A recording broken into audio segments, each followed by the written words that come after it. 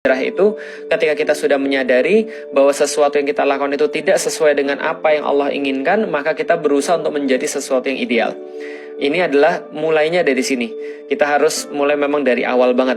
Karena awal daripada perubahan ke arah yang baik adalah menyadari sesuatu yang salah. Kalau kita menganggap nikah ini adalah ibadah kepada Allah, maka kita harus pastikan yang kita lakukan ini sesuai dengan apa yang Allah sampaikan. Karena kalau tidak, berarti rusaknya manusia, bukan rusaknya Allah.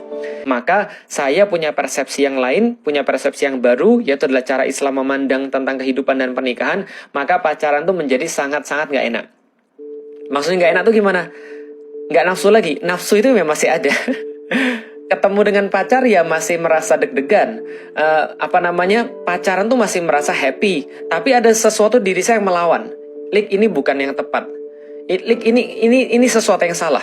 Lik, coba kamu pahami, Lik. Masa sih kamu di Bogor, lalu kemudian kamu belajar tentang Islam, kamu berusaha jadi orang yang soleh, kamu berusaha pengen jadi mu'alaf yang baik, orang yang masuk Islam yang baik, tapi di Jakarta kamu bermaksiat. Di saat yang sama kamu malaikat, di saat yang sama kamu setan. Ya, kira-kira gitulah. Maka kemudian itu kemudian berantem dalam diri saya, perasaan-perasaan yang menuruti nafsu, menuruti kenikmatan sesaat, lalu kemudian perasaan yang pengen jadi baik. Perasaan saya yang saya pengen jadi berubah.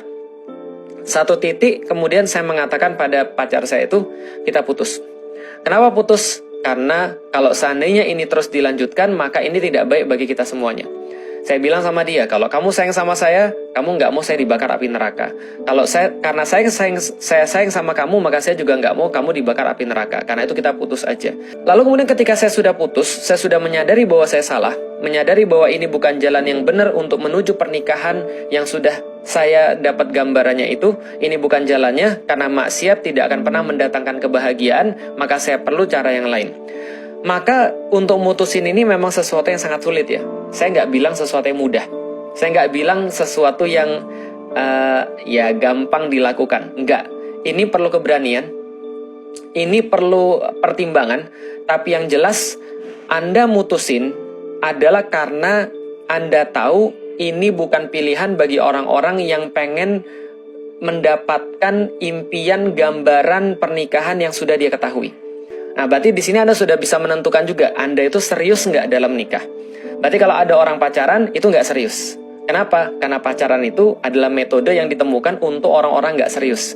Dia pengen dapat kenikmatan, dia pengen dapat yang enak, tapi dia nggak mau komitmennya. Maka dia pacaran. Kalau dia sudah siap dengan komitmennya, maka dia langsung kemudian menikah.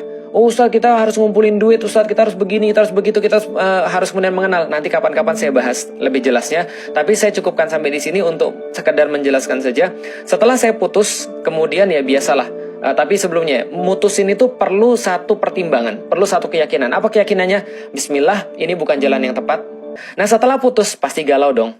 Nah saya juga galau, namanya juga manusia. Galau biasanya diperhatiin, biasanya ditanyain, udah makan belum, gitu kan ya, udah mandi belum, udah belajar belum, bahkan ibu kita aja nggak nanya kayak gitu ya. Jadi kadang-kadang pacaran tuh melebihi ibu kita sendiri.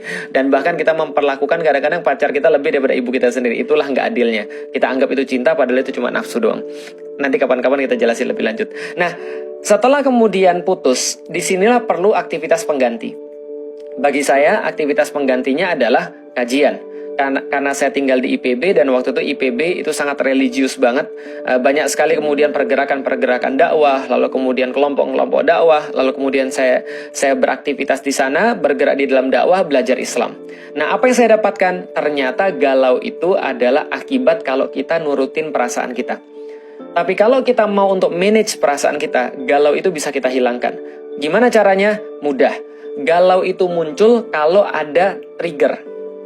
Kalau nggak ada trigger, galau nggak muncul.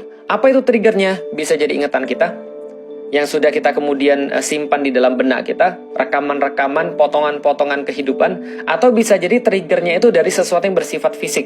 Zaman dulu karena belum ada media sosial, triggernya ya foto. Kalau nggak foto, ya rekaman misalnya, atau misalnya nomor teleponnya misalnya, atau misalnya ya apapun lah, yang paling banyak ya foto, atau misalnya buku yang dia kasih, atau boneka yang dia kasih, atau kemudian apalah yang kemudian mengingatkan kita pada dia, itu trigger.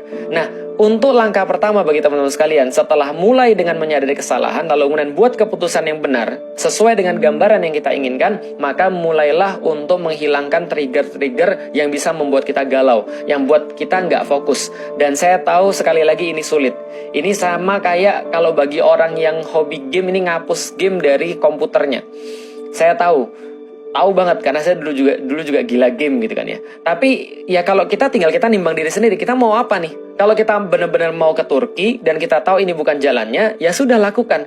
Maka kembaliin semuanya, fotonya kembaliin, barang-barang pemberiannya dikembaliin, apapun yang bisa membawa kita untuk mengingat dia, triggernya itu kemudian dihilangkan. Kalau yang bersifat fisik lebih gampang, tapi yang bersifat ingatan itu yang nggak gampang. Kalau bisa kemudian cari replacement, cari kemudian pengganti. Apa pengganti itu? Bisa dengan olahraga, bisa dengan kemudian berdakwah, bisa dengan ikut dalam kajian-kajian. Kalau saya secara pribadi, saya ikut kajian-kajian. Maka saya mulai untuk belajar, mulai untuk membaca tentang Rasulullah, mulai untuk mengetahui tentang Allah, mulai untuk mengetahui tentang sirah, mulai mengetahui tentang dakwah seperti apa. Dan itu menggantikan posisi orang-orang yang pernah ada di dalam hidup saya. Kok bisa begitu? Iya, karena memang habits itu bisa diganti dengan habits yang lain. Cuma membentuknya memang nggak mudah. Dan ini perlu perjuangan. Lambat laun, kita akan lebih senang dengan dakwah daripada mantan. Kita akan lebih senang kemudian untuk membaca sirah daripada membaca tentang dia, mengetahui tentang dia. Dan ini semua tentang masalah kebiasaan. Maka saran saya pada orang-orang yang baru mulai hijrah, berjamaah. Karena dengan berjamaah ini Anda bisa jadi lebih punya waktu untuk mendalami agama, yang dimana agama ini akan Anda sangat perlukan ketika Anda nikah. Karena nanti agama ini, kematangan sakofah kita akan menentukan bagaimana kematangan emosional kita, dan juga akan menentukan bagaimana kita bersikap ketika ada masalah. Dan ini penting sekali di dalam pernikahan.